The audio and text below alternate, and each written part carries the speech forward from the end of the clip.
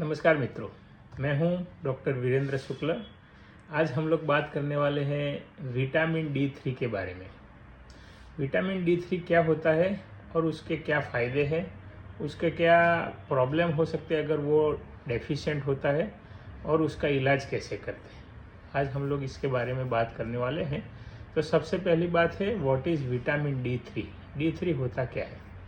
तो vitamin D3 हमारे शरीर में ज़रूरी है। अगर आपकी बोन की हेल्थ अच्छी रखनी है तो विटामिन D3 आपको चाहिए। तो विटामिन D2 क्या है? विटामिन D2 प्लांट में मिलता है। तो प्लांट के अंदर जो होता है वो फॉर्म है, उसको बोलते हैं विटामिन D2। और हमारी जो स्किन होती है उसमें प्रो विटामिन D3 होता है, यानी कि वो इनएक्टिव फॉर्म में रहता है। तो उसके रिसोर्सेज क्या है? रिसोर्सेज है सूर्य प्रकाश की किरणें। जब आप सूर्य प्रकाश की किरणें लेते हो तो उसमें सनलाइट में वो जो प्रो विटामिन D3 होता है उसका कन्वर्जन विटामिन D3 में होने लगता है। उसकी पूरी प्रोसेस मैं आज आपको बताने वाला हूँ। तो एक रिसोर्स है सूर्य प्रकाश की किरणें, सनलाइट्स। दूसरा है अगर आप विटामिन D3 लेना चाहते हो तो कैप्सूल फॉर्म में भी अवेलेबल होता है, सिरप फॉर्म में भी अवेलेबल होता है, और पाउडर फॉर्म में भी अवेलेबल होता है। विटामिन D3 कैसे बनता है हमारे शरीर में? तो सबसे पहले जब सूर्य प्रकाश की किरणें हमारे स्किन के ऊपर आती है तो उसका कन्वर्जन होता है और वो फिर जाता है लीवर में, और लीवर में हमारा शरीर में उसमें बनता है 25 हाइड्रोक्सी कोलेकैल्सीफेरॉल। ये हाइड्रोक्सिलेशन प्रोसेस है। अगर आपका लीवर अच्छा नहीं है तो ये प्रोसेस भी नहीं हो सकती, और आपके लीवर में अगर कोई प्रॉब्लम होता है तो उसकी वजह से भी विटामिन D3 की डेफिशिएंसी हो सकती है। दूसरा, वो भी इनएक्टिव फॉर्म है लीवर में से आने के बाद। उसका अनदर एक्टिव फॉर्म बनता है किडनी में। वहाँ पे दूसरी बार हाइड्रोक्सिलेशन प्रोसेस होता है और वहाँ बनता है 125 डाई हाइड्रोक्सी कोलेकैल्सीफेरॉल, जो कि एक्टिव फॉर्म है। अगर ये एक्टिव फॉर्म है तो उसका फंक्शन क्या है? What is the function? उसका फंक्शन है एक्टिव फॉर्म का विटामिन D3 का। जब हम लोग डाइट में कैल्शियम देते हैं तो वो कैल्शियम एब्जॉर्प्शन हमारे इंटेस्टाइन में होता है। अगर विटामिन D3 सही मात्रा में नहीं होता, एक्टिव फॉर्म में नहीं होता है, तो वो एब्जॉर्प्शन प्रोसेस जो है वो बराबर से नहीं हो पाती, और अगर आप कैल्शियम लेते भी हो तो उसके बावजूद भी आपकी हड्डी मजबूत नहीं बनेगी और वो डीमिनरलाइज रहेगी। दूसरा फंक्शन है विटामिन D3 का, mineralisation of the calcium and phosphate in the bones. तो जैसे एब्जॉर्प्शन बढ़ाता है कैल्शियम और फॉस्फेट का, वैसे ही वो कैल्शियम फॉस्फेट का बोन्स के अंदर डिपोजिशन में भी हेल्प करता है। उसके अलावा थायराइड ग्रंथि होती है, वहाँ पे ये हमारे गले में थायराइड ग्रंथि होती है। थायराइड ग्रंथि में भी हार्मोन निकलता है जो उसका नाम है कैल्सीटोनिन।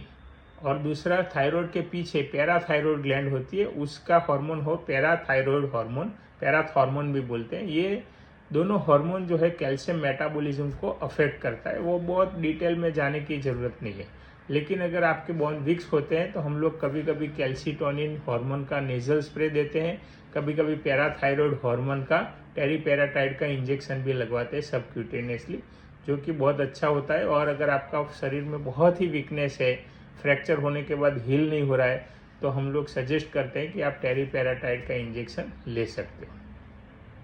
ओके, उसकी डेली रिक्वायरमेंट कितनी होती है? तो विटामिन D3 अगर नॉर्मल हेल्दी एडल्ट है तो उसमें 100 इंटरनेशनल यूनिट के आसपास आपकी डेली रिक्वायरमेंट रहती है। अगर कोई लेडी प्रेग्नेंट होती है तो प्रेगनेंसी के टाइम, लैक्टेशन के टाइम, उसका जो बॉडी का रिक्वायरमेंट है वो ज़्यादा बढ़ जाता है। उसका रिक्वायरमेंट होता है 400 इंटरनेशनल यूनिट पर डे। और बच्चों की जो हाइट बॉडी बढ़ती है, ग्रोथ होता है, तो उसके अंदर बच्चों में भी ये normally 200 international unit per day होता है। इसका एक्टिव फॉर्म बनने की बात हम लोगों ने देखी। अभी उसका फंक्शन भी हम लोगों ने देखा, तो उसकी इफ़ेक्ट क्या होती है। तो मैं आपको अपना एक पेशेंट का एग्जांपल देता हूँ। हमारे यहाँ पेशेंट अभी लास्ट हफ्ते ही आया था। वो लड़का है 25 ईयर्स ओल्ड, लेकिन उसका जो वर्क है वो वर्क करता है अहमदाबाद में, IT फर्म में काम करता है। IT फर्म में क्या होता है कि आपको कंप्यूटर पे बैठे बैठे 7-8 घंटे काम करना होता है। तो जब ये नॉर्मल काम करते हैं डे टाइम में, तब ये रूम के एनवायरनमेंट में रहते हैं, यहाँ से बाहर निकलना मुश्किल होता है क्योंकि पूरे दिन वो काम रहता है। जब आराम करते हैं तो भी नाइट होती है, तो उसकी वजह से विटामिन डी की डेफिशिएंसी बहुत ज़्यादा हो गई। हम लोग कैसे चेक कर सकते हैं विटामिन D3 की डेफिशिएंसी? तो हम लोग पेशेंट को बोल सकते हैं कि आप रिपोर्ट करवाओ सीरम विटामिन D3 का। तो विटामिन D3 का रिपोर्ट अगर 30 से ऊपर आता है, 30 से 100, तो ये एडिक्वेट है। अगर 20 से 30 आता है तो इनएडिक्वेट है, और 20 से भी कम आता है तो इनसफिशिएंट बोला जाता है। इनसफिशिएंट यानी कि वो पेशेंट को बहुत ज़्यादा ज़रूरत है विटामिन D3 की, और उसके लिए थेराप्यूटिक डोज देना पड़ता है। वो कितना है वो मैं बताने वाला हूँ। तो जब वो था जो हमारा पेशेंट आया था 25 ईयर्स मेल पेशेंट, तो उसका हम लोगों ने विटामिन D3 का रिपोर्ट कराया, तो आपको हैरानी होगी कि 4.5 आया। 4.5 इज़ वेरी मच लिटल। वो पेशेंट में हड्डी इतनी कमज़ोर हो गई थी, उसको फुट में पेन हो रहा था। काफ़ी सारे डॉक्टर्स को अहमदाबाद में दिखाया, लेकिन पता ही नहीं चल रहा था कि क्या हुआ। कोई बोला उसको मचक आ गई है, कोई बोला एक फ्रैक्चर हो गया। लेकिन जब विटामिन D3 का रिपोर्ट कराया तो पता चला कि vitamin D3 is very much less. तो इसी की वजह से वो पेन हो रहा था। जैसे जैसे हम लोग वो देते जाएंगे तो पेशेंट का रीबिल्ड हो जाएगा, और उसके बाद फिर उसको जो पेन हो रहा है, स्वेलिंग हो रहा है या फिर और कमी आ रही है, वो नहीं आएगी।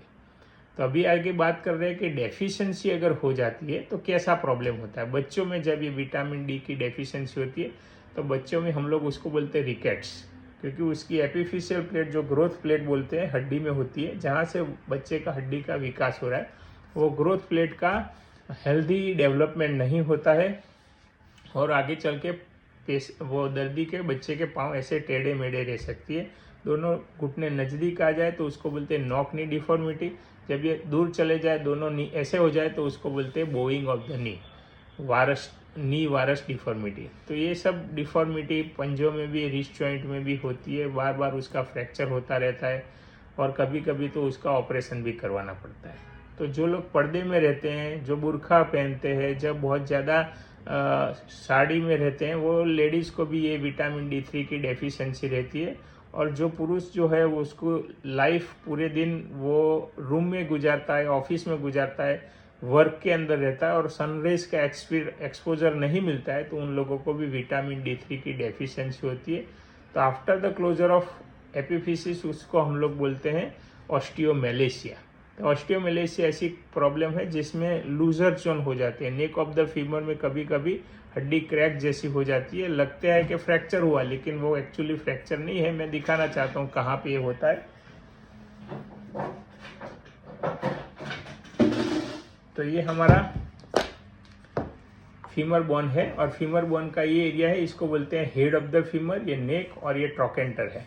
तो फीमर का ये नेक एरिया है, वहाँ पे लूजर जोन बन जाता है, कभी कभी यहाँ फ्रैक्चर भी हो सकता है। इतना हड्डी कमज़ोर होता है, वहाँ मिनरलाइजेशन कम होता है। और कभी कभी ये पेल्विक एरिया होता है, जहाँ पे पेल्विस में भी ये superior pubic ramus, inferior pubic ramus, यहाँ पे भी हड्डी कमज़ोर होने लगती है। तो अगर आप एक्सरे निकालते हो तो वहाँ पे जैसे फ्रैक्चर हो गया वैसा लगता है, लेकिन असल में वहाँ फ्रैक्चर नहीं है, वहाँ बहुत ही वीक है बोन, और वो हो सकता है कि फ्रैक्चर वहाँ से हो जाए।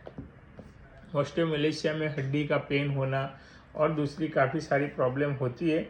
उसका इलाज क्या है? तो अगर विटामिन D3 की डेफिशिएंसी है तो एवरी वीकली हम लोग उसको कैप्सूल, या फिर इतनी छोटी 5 ml की सिरप आती है, वो 60,000 इंटरनेशनल यूनिट पर वीक देते हैं। और अगर आपको लेना है तो कोई भी डॉक्टर के अंडर गाइडेंस ही लेना, क्योंकि अगर विटामिन D3 एक्सेस हो जाता है तो भी उसका प्रॉब्लम होता है। अगर ज़्यादा विटामिन D3 का एक्सेस हो गया तो उसके रिलेटेड भी रीनल स्टोन्स बनने के, फॉर्मेशन होने के चांसेस है आगे चल के, और भी ज़्यादा तकलीफ है। वो हम डिटेल में उसका अलग से एक बार वीडियो लेके आएंगे। लेकिन विटामिन D3 काफ़ी सारे लोगों को बहुत ही कम रहता है। तो अगर आप विटामिन D3 लेना चालू भी करते हो तो कोई अच्छे ऑर्थोपेडिक सर्जन के पास चले जाइए, वहाँ पे आपको वो पूरी जांच करेंगे, एक्सरे भी निकालेंगे, विटामिन D3 का असेसमेंट करेंगे, और अगर ज़रूरत पड़े तो 3 या 4 महीने का कोर्स रहता है जिससे विटामिन D3 बढ़ता है। तो ये बात लेके मैं क्यों आज आया हूँ, क्योंकि काफ़ी सारे पेशेंट जो है उनको अवेयरनेस नहीं है विटामिन D3 क्या होता है, उसका प्रॉब्लम क्या है, और अगर विटामिन D3 का प्रॉब्लम रहता है और दर्द होता है तो दर्द की गोलियां लोग लेने लगते हैं, पेन किलर लेने लगते हैं, जो कि उसका कोई फ़ायदा नहीं है, क्योंकि पेन किलर से दर्द मिट जाएगा, लेकिन जैसे उसकी इफ़ेक्ट कम होगी फिर से दर्द चालू हो जाएगा। और वही पेन किलर्स अगर ज़्यादा मात्रा में लेने लगते हैं तो उसके आगे चल के काफ़ी सारे प्रॉब्लम्स रहते हैं, जैसे कि किडनी प्रॉब्लम, लीवर प्रॉब्लम, ये हो सकता है।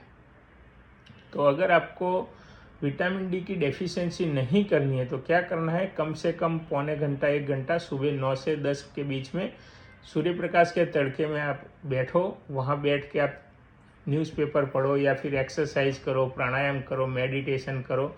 आपकी जो स्किन है वो एक्सपोज रहनी चाहिए। जब भी स्किन एक्सपोज रहती है तो उसका इफ़ेक्ट अच्छा रहता है। और कभी कभी ठंडी के मौसम में हम लोग घर बंद करके बैठ जाते हैं, तो उसके बाद क्या होता है कि सनरेज बिल्कुल ही आता नहीं।